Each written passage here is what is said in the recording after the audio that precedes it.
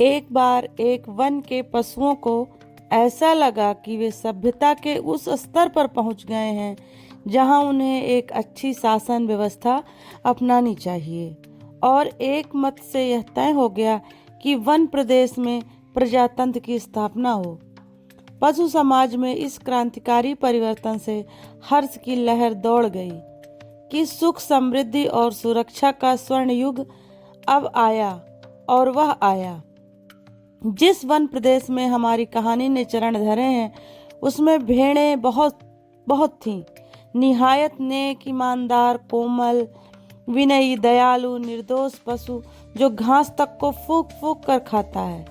भेड़ों ने सोचा कि अब हमारा भय दूर हो जाएगा। हम अपने प्रतिनिधियों से कानून बनवाएंगे कि कोई जीवधारी किसी को न सताए, न मारे, सब जिएं और जीने दें। शांति, स्नेह, बंधुत्व और सहयोग पर समाज आधारित हो।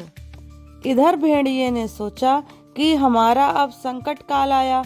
भेड़ों की संख्या इतनी अधिक है कि पंचायत में उनका ही बहुमत होगा, और अगर उन्होंने कानून बना दिया कि कोई पशु किसी को न मारे, तो हम खाएंगे क्या? क्या हमें घास चरना सीखना पड़ेगा? ज्यों-ज्यों चुनाव समीप आता, भेड़ों का उल्लास बढ़ता जाता, और ज्यों-ज्यों चुनाव समीप आता, भेड़ियों का दिल बैठता जाता। एक दिन बूढ़े सियार ने भेड़िए से कहा, मालिक, आजकल आप बड़े उदास रहते हैं। हर भेड़िए के आसपास 2-4 सियार रहते ही हैं। जब भेड़िया अपना शिकार खा लेता है, तब ये सियार हड्डियों में लगे मांस को कुतर कर खाते हैं और हड्डियां चूसते रहते हैं। ये भेड़िए के आसपास दुम हिलाते चलते हैं, उनकी सेवा करते हैं और मौके बेमौके हुआ हुआ चिल्लाकर उनकी जय बोलते हैं। तो बूढ़े सियार ने बड़ी गंभीरता से पूछा, महाराज, आपके मुख चंद्र पर चिंता के मेघ क्यों छाए हैं? खैर, भेड़िए ने कहा, तुझे क्या मालूम नहीं है कि वन प्रदेश में नई सरकार बनने वाली है? हमारा राज तो अब गया। सियार ने दांत निपोर कर कहा, हम क्या जाने महाराज, हमारे तो आप ही माई बाप हैं। हम तो कोई और सरकार नहीं जानते। आपका दिया खाते हैं, आपके गुण गाते हैं। भेड़िए ने कहा, मगर अब समय ऐसा आ रहा है कि सूखी हड्डियां भी चबाने को नहीं मिलेंगी। सियार सब जानता था, मगर जानकर भी न जानने का नाटक करना न आता तो सियार शेर न हो गया होता। आखिर भेड़िए ने वन प्रदेश की पंचायत के चुनाव की बात बूढ़े सियार को समझाई और बड़े गिरे मन से कहा, चुनाव अब पास आता जा रहा है, अब यहाँ से भागने के सिवा कोई चारा नहीं, पर जाएं भी कहाँ? सियार ने कहा, मालिक, सर्कस में भर्ती हो जाइए। भेड़िए ने कहा, अरे वहाँ भी शेर और रीछ को तो ले लेते हैं, पर हम इतने बदनाम हैं कि हमें वहाँ भी कोई नहीं पूछता। तो सियार ने खूब सोचकर कहा, अजायब घर में चले जाइए। भेड़िए ने कहा, अरे वहाँ भी जगह नहीं है, सुना है वहाँ तो आदमी रखे जाने लगे हैं। बूढ़ा सियार अब ध्यान मग्न हो गया। उसने एक आंख बंद की, नीचे के होंठ को ऊपर के दांत से दबाया और एकटक आकाश की तरफ देखने लगा। फिर बोला, बस अब समझ में आ गया मालिक, अगर पंचायत में आप भेड़िया जाति का बहुमत हो जाए तो। भेड़िया चिढ़कर बोला, कहाँ की आसमानी बातें करता है? अरे हमारी जाति कुल 10% है, और भेड़े तो अन्य छोटे पशु 90%। भला वे हमें काहे को चुनेंगे? अरे कहीं जिंदगी अपने को मौत के हाथ सौंप सकती है? मगर हाँ, ऐसा हो सकता तो क्या बात थी। बूढ़ा सियार बोला, आप खिन्न मत होइए सरकार, एक दिन का समय दीजिए, कल तक कोई योजना बन ही जाएगी। मगर एक बात है, आपको मेरे कहे अनुसार कार्य करना पड़ेगा। मुसीबत में फंसे भेड़िए ने आखिर सियार को अपना गुरु माना और आज्ञा पालन की शपथ ली। दूसरे दिन बूढ़ा सियार अपने 3 सियारों को लेकर आया। उनमें से उसने एक को पीले रंग में रंग दिया, दूसरे को नीले में और तीसरे को हरे में। भेड़िए ने देखा और पूछा, अरे ये कौन है? बूढ़ा सियार बोला, ये भी सियार हैं सरकार, मगर रंगे सियार हैं। आपकी सेवा करके आपका चुनाव का प्रचार करेंगे।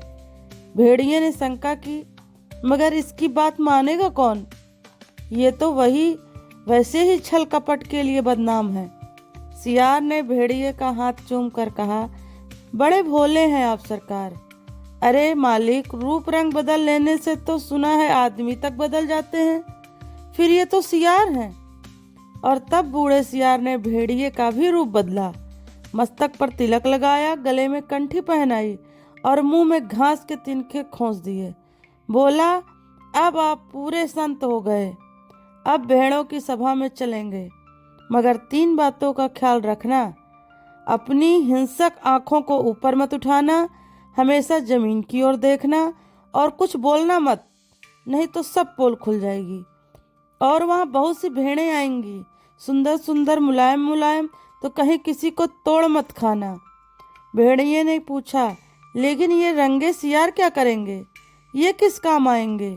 बूढ़ा सियार बोला, ये बड़े काम के हैं, आपका सारा प्रचार तो ये ही करेंगे, इन्हीं के बल पर आप चुनाव लड़ेंगे। यह पीला वाला सियार बड़ा विद्वान है, विचारक है, कवि भी है, लेखक भी। यह नीला सियार नेता और पत्रकार है, और यह हरा धर्मगुरु। बस अब चलिए, जरा ठहरो। भेड़िए ने बूढ़े सियार को रोका।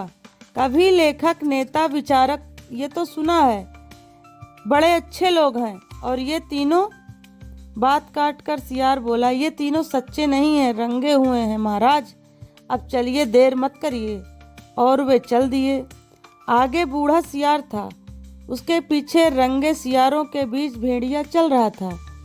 मस्तक पर तिलक, गले में कंठी, मुख में घास के तिनके, धीरे धीरे चल रहा था।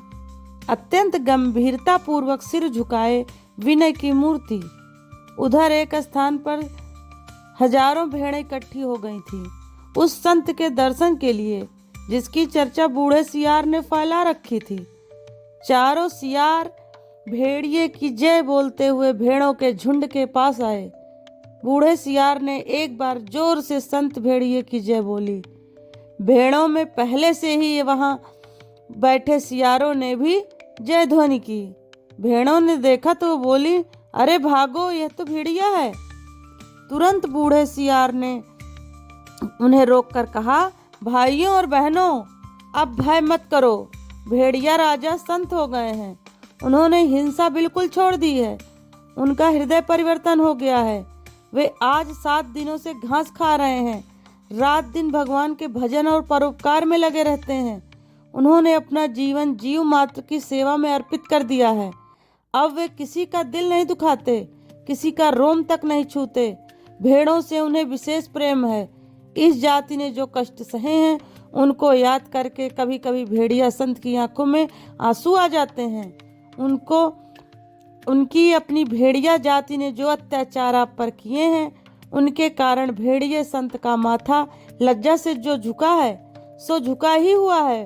परंतु अब वे शेष जीवन आपकी सेवा में लगाकर तमाम पापों का प्रायश्चित करेंगे। आज सवेरे की ही बात है कि एक मासूम भेड़ के बच्चे के पांव में कांटा लग गया, तो भेड़िया संत ने उसे दांतों से निकाला। दांतों से? पर जब वह बेचारा कष्ट से चल बसा, तो भेड़िया संत ने सम्मान पूर्वक उसकी अंत्येष्टि क्रिया भी की। अब तो वे सर्वस्व त्याग चुके हैं। अब आप उनसे भय मत करें, उन्हें अपना भाई समझें। सब मिलकर बोलो, संत भेड़िए की जय। भेड़िया जी अभी तक उसी तरह गर्दन डाले विनय की मूर्ति बने बैठे थे। बीच में कभी कभी सामने की ओर इकट्ठी भेड़ों को देख लेते और टपकती हुई लार को गुटक जाते। बूढ़ा सियार फिर बोला, भाइयों और बहनों, मैं भेड़िया संत से अपने मुखार बिंद से आपको प्रेम और दया का संदेश देने की प्रार्थना करता, पर प्रेम बस उनका हृदय भर आया है। वे गदगद हो गए हैं और भावातिरेक से उनका कंठ अवरुद्ध हो गया है, वे बोल नहीं सकते। अब आप इन तीनों रंगीन प्राणियों को देखिए, आप इन्हें न पहचान पाए होंगे, पहचाने भी कैसे? ये इस लोक के जीव तो हैं ही नहीं, ये तो स्वर्ग के देवता हैं, जो हमें सदुपदेश देने के लिए पृथ्वी पर उतरे हैं। ये पीले विचारक हैं, कवि, लेखक हैं, नीले नेता हैं और स्वर्ग के पत्रकार हैं। और हरे वाले धर्म गुरु हैं। अब कविराज आपको स्वर्ग संगीत सुनाएंगे। हाँ कवि जी। पीले सियार को हुआ हुआ के सिवा कुछ और तो आता ही नहीं था। हुआ हुआ चिल्ला दिया। शेष सियार भी हुआ हुआ बोल पड़े। बूढ़े सियार ने आंख के इशारे से शेष सियारों को मना किया और चतुराई से बात को यूं कहकर संभाला, भाई कवि जी को तो कोरस में गीत आते हैं, पर कुछ समझे आप लोग? कैसे समझ सकते हैं? अरे कवि की बात सबकी समझ में आ जाए तो वह कवि काहे का? कह रहे हैं कि आप जैसे स्वर्ग में परमात्मा वैसे ही पृथ्वी पर भेड़िया। हे भेड़िया जी महान, आप सर्वत्र व्याप्त हैं, सर्वशक्तिमान हैं। प्रातः आपके मस्तक पर तिलक करती है, सांझ को उषा आपका मुख चूमती है, पवन आप पर पंखा करती है और रात्रि में आपकी ही ज्योति लक्ष्य खंड होकर आकाश में तारे बनकर चमकती हैं। हे विराट, आपको चरणों में इस क्षुद्र का प्रणाम है। फिर नीले रंग के सियार ने कहा, निर्बलों की रक्षा बलवान ही कर सकते हैं। भेड़ें कोमल हैं, निर्बल हैं, अपनी रक्षा नहीं कर सकती। भेड़िए बलवान हैं, इसलिए उनके हाथ में अपने हितों को छोड़ निश्चिंत हो जाओ। वे भी तुम्हारे भाई हैं, आप एक ही जाति के हो। तुम भेड़, वहाँ भेड़िया, कितना कम अंतर है। और बेचारा भेड़िया व्यर्थ ही बदनाम कर दिया गया है और वह भेड़ों को खाता है। अरे खाते और हैं, हड्डियां उनके द्वार पर फेंक जाते हैं, वे व्यर्थ बदनाम होते हैं। तुम लोग तो पंचायत में बोल भी नहीं पाओगे। भेड़िए बलवान होते हैं, यदि तुम पर कोई अन्याय होगा तो डटकर लड़ेंगे। इसलिए अपने हित की रक्षा के लिए भेड़ियों को चुनकर पंचायत में भेजो। बोलो संत भेड़िया की जय। फिर हरे रंग के धर्मगुरु ने उपदेश दिया, जो यहाँ त्याग करेगा वह उस लोक में पाएगा, जो यहाँ दुख भोगेगा वो वहाँ सुख पाएगा, जो यहाँ राजा बनाएगा वह वहाँ राजा बनेगा, जो यहाँ वोट देगा वो वहाँ वोट पाएगा। इसलिए सब मिलकर भेड़ियों को वोट दो। वे दानी हैं, परोपकारी हैं, संत हैं, मैं उनको प्रणाम करता हूँ। यह एक भेड़िए की कथा नहीं है, यह सब भेड़ियों की कथा है। सब जगह इस प्रकार प्रचार हो गया और भेड़ों को विश्वास हो गया कि भेड़िए से उनका कोई हित चिंतक और हित रक्षक नहीं है। और जब पंचायत का चुनाव हुआ तो भेड़ों ने अपनी हित रक्षा के लिए भेड़ियों को चुना और पंचायत में भेड़ों के हितों की रक्षा के लिए भेड़िए प्रतिनिधि बनकर आए।